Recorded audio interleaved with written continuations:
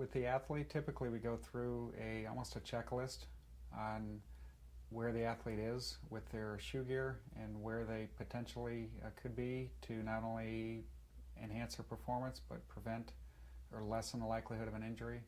We start with the shoe, and certainly shoes play a big role in injury prevention. After we get the athlete in the proper shoe, we evaluate their biomechanics and determine whether or not they need to be supported even further. And generally our first step is with an over-the-counter type of orthotic, whether it's cushion or support. That is really determined based on a number of factors, including foot type, activities, and during that transition period, if there still looks like they need to have more biomechanical support, typically that's when we look at something more like a custom designed orthotic.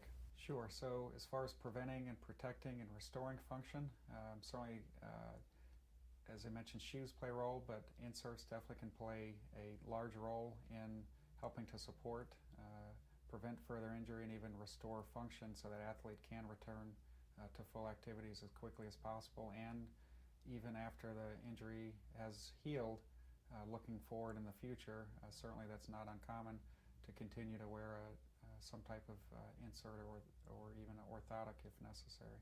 This is what is this, the Ironman race? During the recovery process, certainly it's important to try to make the transition from non-weight bearing to partial back to full weight bearing during that transition period. It is recommended to have to try to prevent or at least decrease the likelihood of this being re-injured. Typically we like to use something like an over-the-counter insert, which is going to not only give you a little bit more support, a little bit more cushioning, but again take some of the pressure off of that area and off of the area where that fracture is healing. Certainly an over-the-counter type of insert is helpful. Also, we do not recommend doing anything barefoot as this thing is healing.